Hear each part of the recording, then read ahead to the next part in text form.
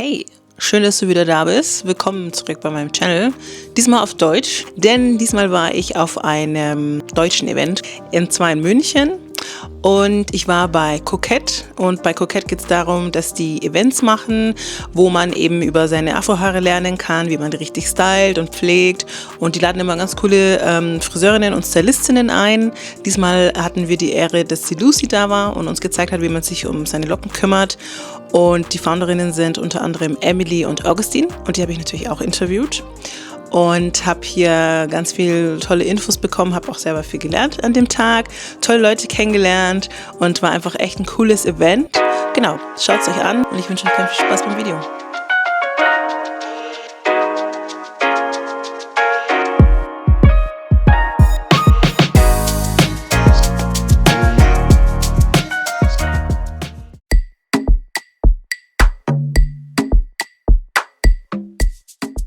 Das ist, glaube ich, tatsächlich 1,5 Jahre her, mindestens. Irgendwann im Sommer war ich auf einem Junggesellenabschied für eine Freundin im Lucky Who und habe die Augustine gesehen mit ihrem Afro und dachte so, oh mein Gott, sind die geil, die Haare. Und habe sie angesprochen und habe gesagt, sorry, ich muss dir gerade sagen, wie geil deine Haare sind. Und dann kam in dieses Gespräch zu, wie sehr ich mir in meinem Leben so eine Community gewünscht hätte, wo ich mich austauschen kann und Tipps kriege, weil ich so ein bisschen mit dieser YouTube-Recherche nicht wirklich weitergekommen bin. Für mich war das so der Moment, wo ich dachte, irgendwie die Haare, irgendwie das sitzt nicht und ich weiß nicht, wie ich das genau mache und habe das jetzt einfach mal so hingemacht, um ein bisschen feiern zu gehen und that's it. Und dann, wie du sagst, wir haben richtig gut gematcht und hatten da unterschiedliche Perspektiven, aber irgendwie die gleichen Bedürfnisse und haben dann halt echt gesagt, so hey, lass uns mal connecten. Die größte Herausforderung ist tatsächlich die Balance zu finden zwischen das, was man erreichen möchte und die zeitliche und finanzielle Ressourcen zu haben dafür. Mhm. Ja. Liegt uns sehr am Herzen, weshalb wir nach 1,5 Jahren immer noch dran arbeiten. Aber wir haben in den 1,5 Jahren echt also unsere Learnings machen müssen, um an diesen Punkt kommen zu können, dass wir heute unser Event haben. Ja, man vergisst manchmal, es ist ja nicht nur eine Veranstaltung, es ist ja die ganze Kommunikation, die drumherum noch passiert. Mit den tollen Partnerinnen, die wir haben, mit Menschen aus der Community, die Fragen haben, die Interesse haben, die uns irgendwie weiterverleiten oder, ne? Also da ist ja sehr, sehr viel Kommunikation noch drin, die passiert, neue Partner mit onboarden.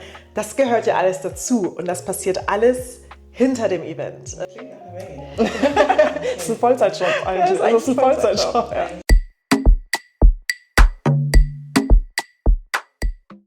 Ja.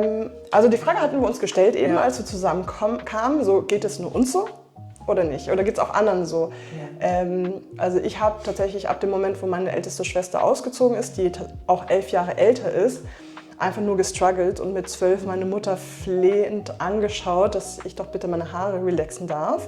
Und obwohl sie dagegen war, hat sie einfach irgendwann mal nachgelassen und mir das erlaubt. Und bis zum Alter von 23, glaube ich, habe ich sie tatsächlich relaxed. Und das hat sie halt total beschädigt und meine Kopfhaut auch. Und genau, und ich finde die Idee, dass es anderen Menschen auch immer noch so geht, also die jungen neuen Menschen, dass sie nicht wissen, wie sie mit ihren Haaren zurechtkommen und damit strugglen und sie nicht mögen und dann auch dadurch keine Selbstliebe entwickeln können, finde ich wahnsinnig traurig. Also wenn es so ist, dann wollen wir das auf jeden Fall beenden.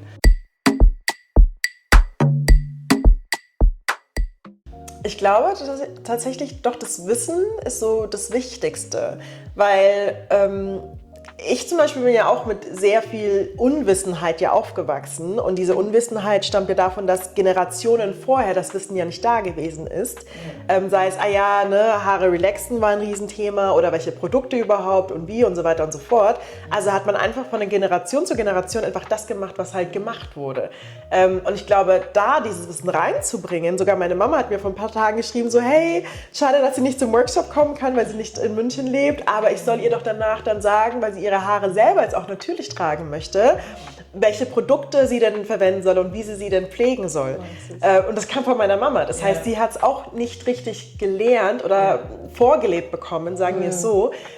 Und ich glaube, deswegen ist Wissen für mich persönlich schon das Wichtigste. Und dieses, echt krass, das geht mit meinen Haaren und kann ich das wirklich? Und deswegen, das ist es definitiv für mich, was die Teilnehmenden da rausnehmen dürfen und schön wäre, wenn sie es nehmen. Ja. Ich denke, was auch dazu gehört, zu dem, was Augustine gerade gesagt hat, eben dieser Community-Aspekt, dass man eben nicht alleine ist, ist, glaube ich, auch ein großes Ding, dass man andere begegnet, die eine ähnliche Erfahrung machen und nicht, dass du nicht die Einzige bist, der am Sonntag den ganzen Tag sich mit deinen Haaren beschäftigt, während deine Freunde, die keine lockigen Haare, irgendwie was Schönes unternehmen am Sonntag.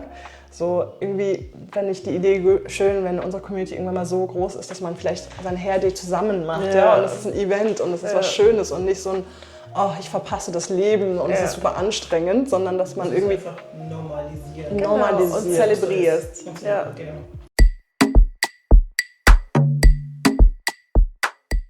Also wir haben auf jeden Fall Einklang gefunden. Unter anderem, du hast uns angeschrieben, hast gesagt, hey, finde ich cool, würde euch gerne interviewen. Also das ist ja schon mal ein Support. Und die ganzen anderen Partner. Also Dua-Fee Haircare ist noch gerade in der Entwicklungsphase, bringt ihre Produkte jetzt im Juli oder so raus. Zamata, Germania, genau. Cosmetics.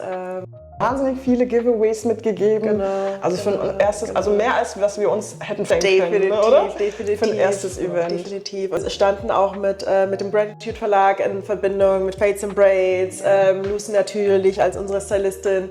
Also da kamen wirklich unterschiedliche Connections bei raus, wo wir echt, wie du sagst, uns das niemals erhofft hätten, die das cool finden, die sagen so, hey, ja, lass uns an einem Strang ziehen und natürlich auch aus der Community selber. Das heißt, jede Person, die einen Post geteilt, geliked, kommentiert hat, die das den Freunden, Freundinnen weitererzählt hat, das alles ist ja auch Support. Jedes Lächeln, das wir bekommen haben, wenn wir unsere Visitenkarten verteilt haben, das alles ist Support, ja.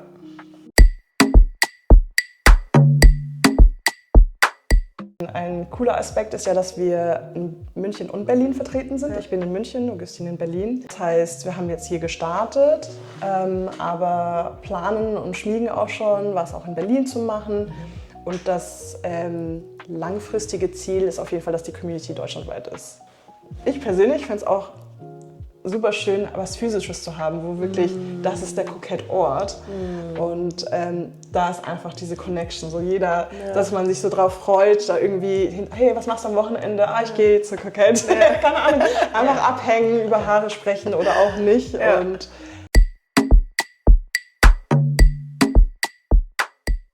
mir gibt es vor allem Orientierung. Also ich wurde in Togo in Westafrika geboren, bin aber in München vor allem aufgewachsen. Und ich glaube, dann ist es immer so ein bisschen schwierig zu navigieren, vor allem im Jugendalter sowieso. Ich habe auch eine Zeit lang relaxed und alle möglichen wilden Sachen mit meinen Haaren gemacht. Meine Mama hat wirklich viel durchgemacht mit mir. Aber trotzdem zu wissen, okay, woher kommst du eigentlich und was bedeutet das? Und sich dennoch zu versuchen, auch wenn es oft ein Kampf gewesen ist, dir treu zu bleiben, weil irgendwie willst du dich ja anpassen, aber du weißt auch, du bist anders und du hast einfach andere Bedürfnisse, die anders sind, komplexer sind, die einfach nicht jeder versteht. Das fängt an in der Schule, geht über ins Berufsleben, wo du allerlei Fragen auch immer gestellt bekommst. Wieder neue Frisur oder kannst du die eigentlich waschen und ist es jetzt alles dein echtes Haar? Aber dann sich davon entweder nicht irgendwie einschüchtern zu lassen oder verunsichern zu lassen und sich irgendwie dann doch zu denken, ja, ich bin nun mal anders und ja, so bin ich und das ist in Ordnung, weil ich da und da halt herkomme. All das gibt mir persönlich Kraft und vor allem Orientierung, zu sagen, okay, ich schwimme jetzt nicht überall mit, sondern so, hier bin ich und hier bleibe ich.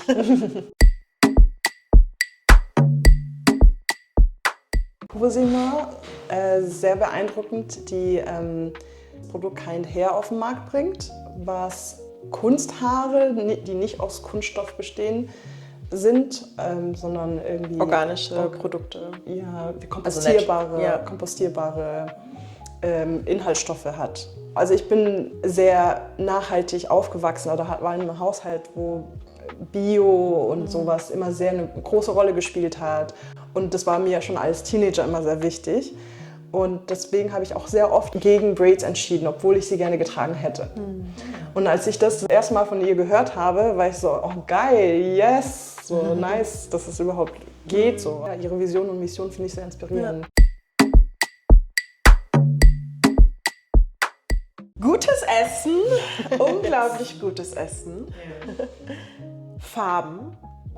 Ja, für mich ist auch, was ich glaube ich schon vorher ein bisschen erwähnt habe, dieses gemütliche Zusammensein. Einfach dieses, ich weiß gar nicht, wie ich es beschreiben soll. Ich hatte Spirit vorhin gesagt, aber das ist sehr groß bei mir, was ich damit verbinde. Einfach dieses selbstverständliche Füreinander-Dasein.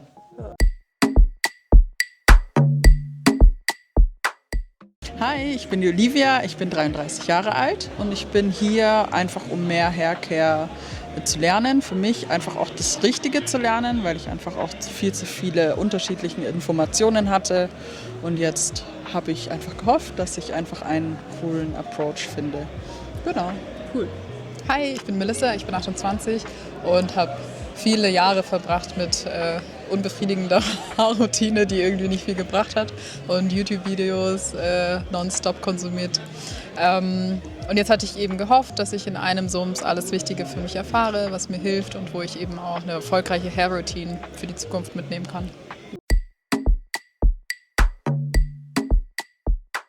Also mir hat am besten gefallen, wie klar und strukturiert und so simple Steps gezeigt wurden. Also so einfach nur diese Erklärung an sich hat ziemlich viele Knotenpunkte in meinem Kopf gelöst und auch viel, das ich schon richtig mache, bestätigt und für mich einfach nur mehr Sicherheit gegeben und sie hat sehr schön strukturiert erklärt. Also ich fand es super gut zum Nachvollziehen. Auch super, eben das direkt am Modell zu sehen, was Echthaar hatte und wirklich die Struktur, wo man dann auch die Wirkungen sieht von den einzelnen Steps und dann sehen kann, hey, krass, es ist halt einfach so und irgendwie auch viele Mythen aufgeklärt und aufgedeckt und ja, war sehr, sehr hilfreich. Ich fand eigentlich, jeder hat dort tolle Haare. Ihr habt auch wunderschöne, tolle Haare. Das meint man eigentlich manchmal gar nicht, wie man, aber trotzdem doch struggelt halt mit seinem Haar. Ne? Und nur weil es irgendwie gut aussieht oder okay aussieht für manche, heißt es ja jetzt nicht, dass man deswegen alles weiß oder vielleicht auch wirklich die Routine schon hat. Vielleicht hat man auch mal Glück gehabt, irgendwann hat es irgendwie hinbekommen. Heute weht der Wind richtig.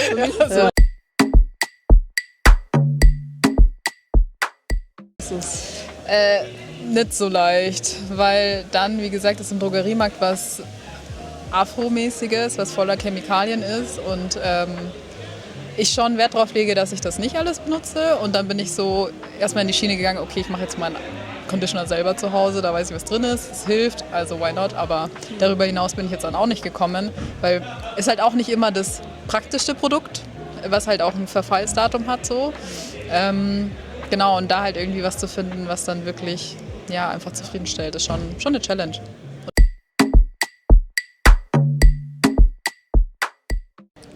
Nein, also ich nicht. Ja. Warum nicht? Ich bin sehr weiß aufgewachsen, oder wir beide, ja. Weil wir Die sind Schwester, Schwestern. die war auch dabei. Genau. Ihr seid Schwestern. Ja, wir sind Schwestern. Ja, stimmt, jetzt wenn ihr so lacht, eure Nase. Das sieht man immer nicht so. Nee, alles.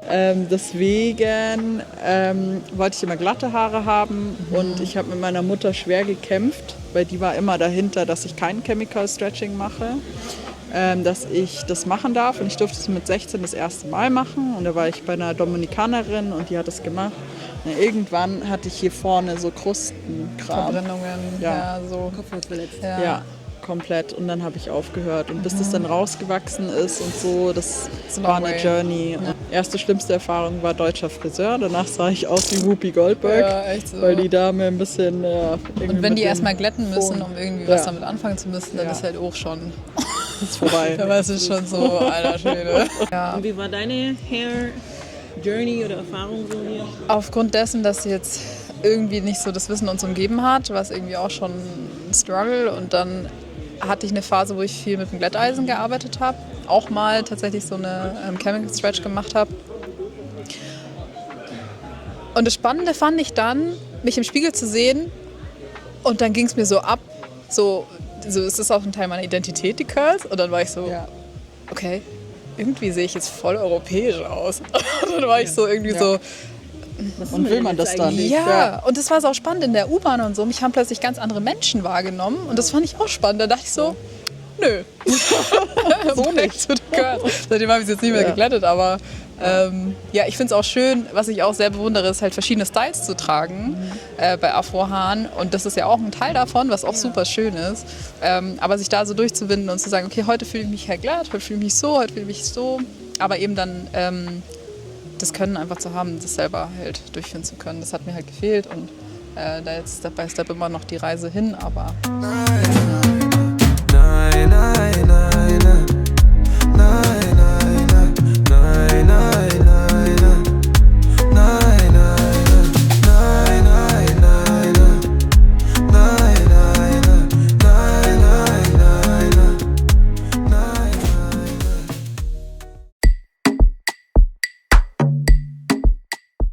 Wie hat dir das Event heute gefallen? Ich fand es sehr informativ. Ich fand, alle waren sehr offen, sodass man sich auch getraut hat, all seine Fragen zu stellen. Ja, ich fand es eigentlich ganz schön, dass wir alle mal gemeinsam mit allen unseren Haarstrukturen zusammensitzen und von unseren Struggeln erzählen konnten, dieselben Fragen hatten, Erlebnisse. Genau, das fand ich eigentlich ganz angenehm. Also ich fand die Fragerunde zum Schluss echt super, dass jeder einfach ganz individuell seine Fragen stellen konnte, dass Produkte vorgestellt wurde, dass Frauen dabei sind, die ihre eigene Brand eröffnet haben und uns kleine Goodies dagelassen haben. Das fand ich eigentlich echt toll. Ich finde es extrem schwer. Also alles an Wissen musste ich mir leider selber aneignen durch YouTube-Videos, die alle am Anfang englischsprachig waren. Davor war YouTube Deutschland nicht so wirklich dabei, muss ich sagen, und immer noch nicht wirklich viel Input hat, muss ich sagen. Also da bin ich schon eher auf den amerikanischen Seiten unterwegs, um mir dieses ganze Wissen anzueignen. Aber ich finde, wenn man erstmal weiß, wo es die Sachen gibt, also in der Drogerie, finde ich, ist jetzt nicht so gutes Zeug dabei, muss ich sagen. Also ich hole mir das meiste Zeug von Amazon.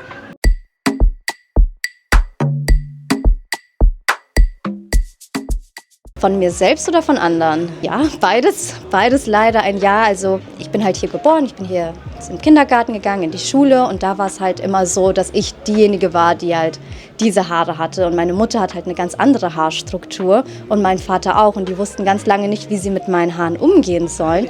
Deswegen hatte ich halt immer so Zöpfe als Kind und es war halt eher so versteckt deine Haare und als ich mich dann irgendwann getraut habe, halt nicht immer diese nervigen Zöpfe zu tragen, weil die schon zeitaufwendig sind und wehtun, wenn die Mama da irgendwie immer rumflechtet, hatte ich sie halt immer in einem tiefen Dutt ganz unten, weil ich sie einfach verstecken wollte. Ich wollte nicht, dass irgendjemand meine Locken leider sieht und ja, das war eigentlich echt schade und es war ein langer Weg, bis ich sie auch einfach mal offen getragen habe. Aber jetzt, wo ich einfach weiß, okay, ich bin so, ich sehe so aus, ich muss sie nicht immer wegletten, um ordentlich auszusehen, was absoluter Schmarrn ist. Jede Haarstruktur ist schön, wie sie ist und man braucht keinen Anlass, um seine Haare zu glätten, damit sie schön sind, sondern wirklich einfach pfleg deine Haare und akzeptiere sie einfach so, wie sie sind und da brauchst du auch gar nichts groß dran ändern.